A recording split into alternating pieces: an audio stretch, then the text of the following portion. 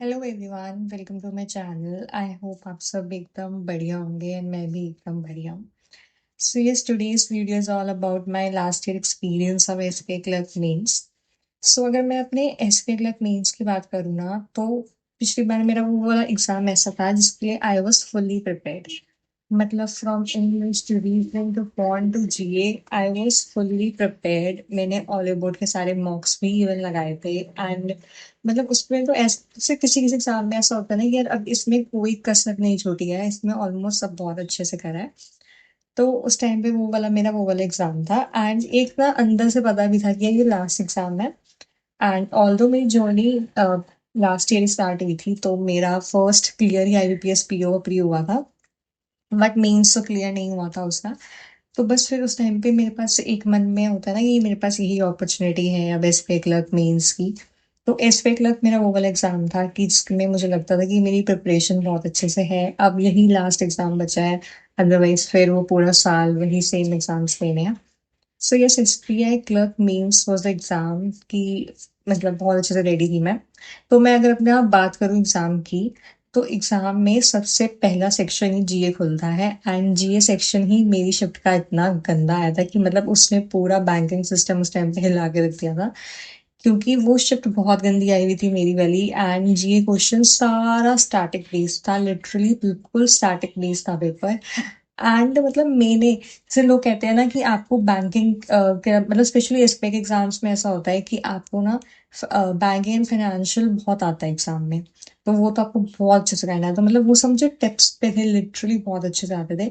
लेकिन कुछ क्वेश्चंस आए ही नहीं एग्जाम में। मतलब जब मैं जीए सेक्शन देख रही थी ना, आई वाज लाइक कि भाई मतलब मैं इसमें से करूँ क्या, क्या अटेम्प्ट करूँ भाई, क्या ना करूँ। मेरा जो फर्स्ट अटेम्प्ट था ना, उसमें मैंने लिटरली खुद ने तुक्केबाजी करी थी अपने स्पेक क्लब मेंस में, बिकॉज उसमें मुझे समझ ही नहीं आता। मेरे को तो एक क्वेश्चन नहीं बन रहा था। आई वाज लाइक कि मैं बिल्कुल मतलब क्या करूँ। फर्स्ट टाइम मैं मेंस में इतना मतलब पढ़ के गई एंड मुझे इतना आता नहीं था अभी मेंस अटेम्प्ट करना कैसे देते हैं कैसे नहीं देते हैं। एंड चलो आने का भी छोड़ो भाई, पर वो वाला एक्सपीरियंस मेरा जीए में स्टार्टिंग में खराब हो गया।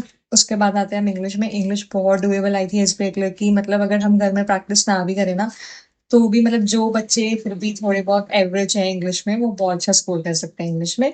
तो इंग्लिश वाज मतलब वेरी डुएबल, बहुत अच्छी आई थी इंग्लिश, मुझे भी बहुत अच्छे से याद है। तो उस सेक्शन को करके ना बहुत खुशी मिली थी, सच में बहुत खुशी मिली थी। एंड उसके बाद आते हैं हम हमारा मैथ्स क्वांट सेक्शन जो खुला है। क्वांट भी ठीक थी मेरी भी, उसमें काफी 20-22 मतलब अच्छे अटेम्प्ट थे। मुझे 18 जितना मुझे याद है, 18 to 20 के बीच में होंगे। या मतलब मुझे इतना याद है क्वांट्स में मेरे एक्सपेक्टेशन से अच्छे ही अटेम्प्ट थे। एंड अलजेब्रा बेस्ड क्वेश्चन थे, अर्थमेटिक की डीआईज थी एंड नंबर सिस्टम के भी अच्छे क्वेश्चंस थे। मतलब अर्थमेटिक को तो बिल्कुल भी ऐसा मत करना कि मैं छोड़ के चला जाऊं, ऐसा नहीं होने वाला, क्योंकि अर्थमेटिक बेस्ड डीआई भी आई थी, मुझे बहुत अच्छे से याद है। एंड मैंने सबसे ज्यादा अटेम्प्ट डीआईज ही करी थी उस वाले एग्जाम में। एंड क्लरिकल की डीआईज वैसे भी इजी होती है, चाहे अर्थमेटिक भी क्यों ना हो, एलजेब्रा बेस्ड क्वेश्चंस क्यों ना हो, सब डुएबल होते हैं, सबको स्पीड मेंटेन करके रखनी है। तो quant was also, in quant I was also satisfied कि यार चल ठीक है। एंड अगर मैं बात करूँ ना रीजनिंग की, तो रीजनिंग जो था, रीजनिंग वाज लाइक कि थोड़ा लेंदी था। मतलब ऐसा नहीं कह सकते कि बहुत डुएबल डुएबल क्वेश्चन से फटाफट बन रहे थे। मुझे अभी भी याद है कि उसमें ना बहुत लोगों से एक एक पजल भी नहीं बन पा रही थी स्पीक लेट मीन्स में। एंड मेरे को अभी भी याद है मेरा लास्ट वाला एक पजल था, वो बन गया था। एंड फर्स्ट टाइम ही बन गया था, मतलब पहली बार मैंने ट्राई करा, वो मेरा बन गया था। तो इस वजह से मेरे थोड़े अटेम्प्ट ज्यादा हो गए। पजल मेरे को भी याद है, मैंने अपने आसपास लोगों से इतने सबसे पूछा था उस एग्जाम में, मतलब लोगों की पजल्स बहुत कम बनी थी। मतलब जैसे हमने अब आईबीपीएस पीओ मेंस दिया है ना, हमारी पजल बनी है, बट उस एग्जाम में पजल्स बहुत लेंदी आए थे एंड रीजनिंग बहुत लेंदी आई थी। मतलब हम ये नहीं सोच सकते कि यार कि रीजनिंग में हम अपने मार्क्स स्कोर कर लेंगे, किसी भी सेक्शन का हम ना कोई आइडिया नहीं लगा सकते हैं। तो वो वाली रीजनिंग थी। एंड रीजनिंग में मेरे आई गेस 19 अटेम्प्ट्स हुए थे, जितना मेरे को भी याद है। एंड मेरी एनालिसिस वीडियो पड़ी होगी वैसे चैनल पे। सो यस, ऐसा हम किसी सेक्शन में कुछ प्रिडिक्ट नहीं कर सकते कि कैसा सेक्शन आने वाला है, क्या आने वाला है, कुछ नहीं कर सकते। बट हाँ, रीजनिंग भी थोड़ी सी ट्रिकियर साइड ही थी। बट अगर मैं यूपी से भरती तो मैं 8-10 नंबर पीछे थी, बट 8-10 नंबर भी अपने आप में बहुत ज्यादा होते हैं। बिकॉज कई कई बच्चे हैं जो एक पॉइंट पॉइंट नंबर से भी रह जाते हैं। सो हाँ, अब इस बार है कि इतने नंबर से ना मतलब क्लियर ही हो जाए वाला एग्जाम एटलीस्ट।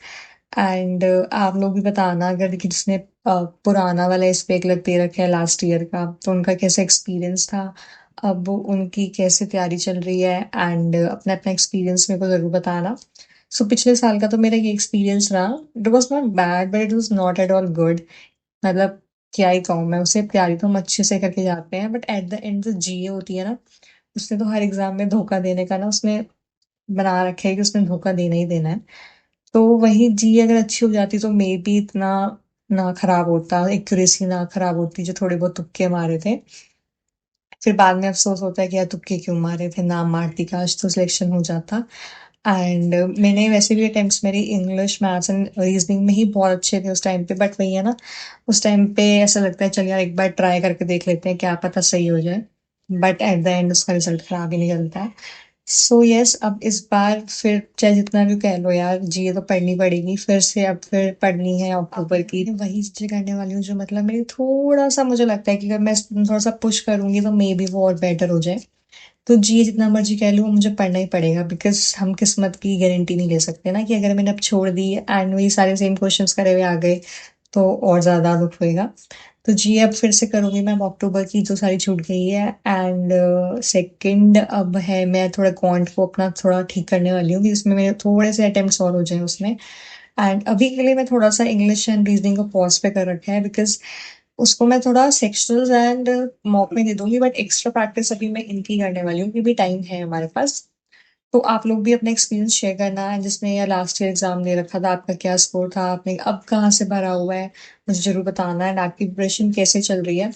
बाकी मैं जो भी अब मॉक सेक्शंस दूंगी उसको मैं अपडेट करती रहूंगी इसी चैनल पे। एंड आप सब भी अपना मुझे ज़रूर बताना कि आप सबकी प्रिपरेशन कैसी चल रही है, कौन कौन से मॉक्स आप फॉलो कर रहे हो, एंड आपने कहाँ कहाँ से भरा है, एंड आपका पिछले वाले मेंस का क्या आपका रहा था रिजल्ट, एंड क्या एक्सपीरियंस रहा था, वो मुझे कमेंट सेक्शन में ज़रूर बताना।